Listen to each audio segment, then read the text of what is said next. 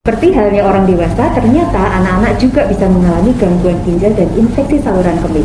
Nah, pada hari ini, saya, Dr. Devi Kristiani, dokter anak dari Rumah Sakit Bethesda, dan bersama saya, narasumber yang cantik ini adalah Dr. Retno Paluti, spesialis anak konsultan ginjal dan saluran kemih anak. Ya, kita akan membahas mengenai gangguan ginjal dan infeksi saluran kencing pada anak.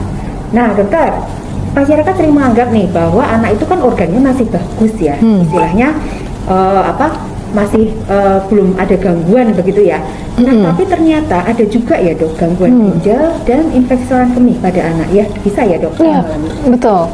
Jadi saya sering sekali ditanyakan dok pada orang tua atau pada orang lain yang bertanya apakah anaknya itu bisa sakit ginjal? Ya, betul, jawabannya ya bisa dan ada beberapa kelainan ginjal yang juga dapat terjadi pada anak.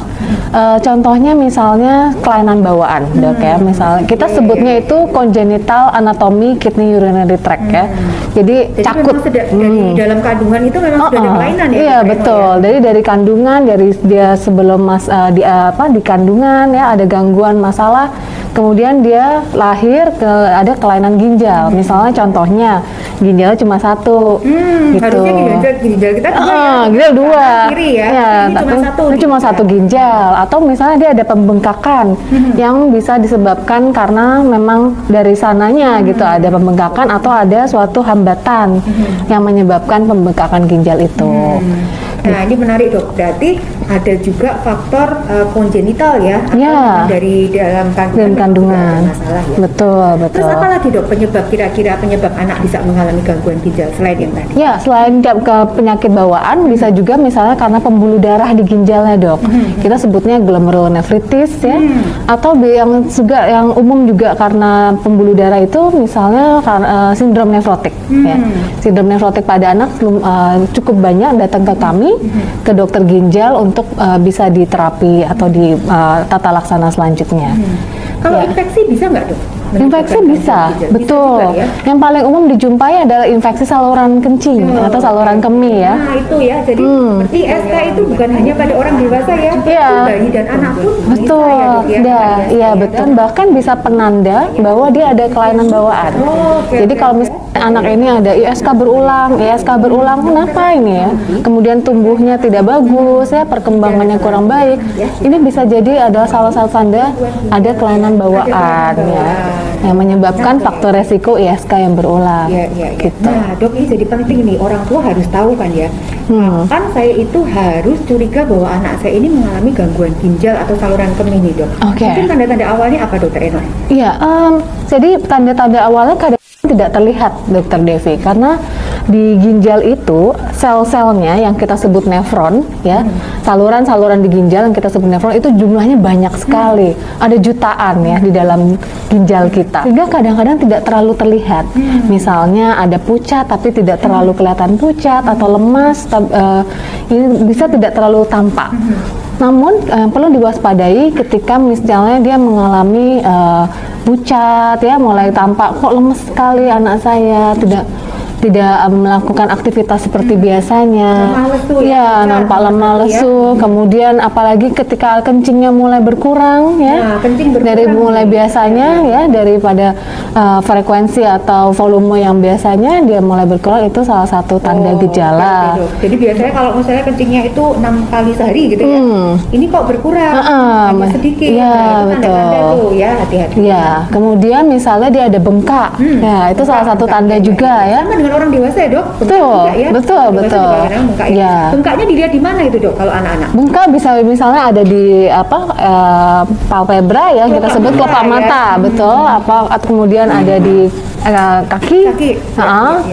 Bisa juga dijumpai di seluruhnya, di perut. Kalau berat bisa seluruhnya ya? Kalau berat, betul. Jadi hati-hati kalau tadi ada kencing berkurang, kemudian bengkak ya? Betul, bengkak. Ada lagi nggak dok? Ada mungkin bisa jumpai hipertensi hipertensi juga pada tensinya anak. tinggi. Bisa Betul. juga ini anak-anak Iya. mengalami tensi tinggi ya. Iya, betul. Oke. Nah, Jadi kalau secara kebetulan diperiksa tensinya loh kok tinggi gitu ya. Iya. Itu kadang-kadang juga tanda adanya gangguan ginjal. Betul. Apalagi juga disertai sesak napas ya, misalnya karena ada racun-racun tubuh yang berlebihan, itu bisa mengalami sesak napas yang Sesak berat. napas ya, sesak napas ucap. Oke. Iya. Nah, kalau tanda awalnya mungkin tadi itu ya dok ya, jadi kencingnya mulai berkurang, kadang-kadang ada muka, itu harus hati-hati nih, waspada, harus bawa segera ke dokter Eno. Ke dokter ginjal atau dokter anak dulu, ke dokter Devi malah. Boleh ya, dokter Eno juga boleh. Dokter Eno praktek di Bethesda juga ya? Betul, saya di Nah, Bethesda. kalau mau cari dokter Eno gimana caranya dok? Saya ada di Poli Bethesda hari Jumat jam Hari 16. Jumat, ya, bisa ketemu. Ya. Nah dok, ini banyak pertanyaan juga nih. Kalau anak sakit ginjal itu apa juga harus dicuci darah dok? Seperti orang dewasa. Ya. Ada nggak dok cuci darah pada anak? Ya, ada cuci darah pada anak. Bahkan kita juga bisa melakukan itu sesuai indikasinya ya, sesuai memang apakah butuh cuci darah atau tidak. Kapan kita mulai cuci darah pada anak? Misalnya dia ada suatu infeksi yang berat yang mengakibatkan dia suatu kelainan yang akut ya, sehingga misalnya terjadi penurunan fungsi ginjal ya. Kemudian ureumnya atau racun-racun dalam tubuhnya tinggi. Kemudian ada gangguan asam basa yang tidak bisa diterapi dengan obat. Ada kelainan elektrolit seperti kalium ya, kalium yang sangat tinggi sehingga harus diperlukan cuci darah.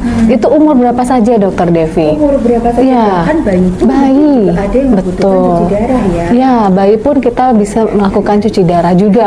Kalau cuci darah pada bayi biasanya kita melakukan yang lewat perut Dokter Devi, yang kita sebut peritoneal dialisis.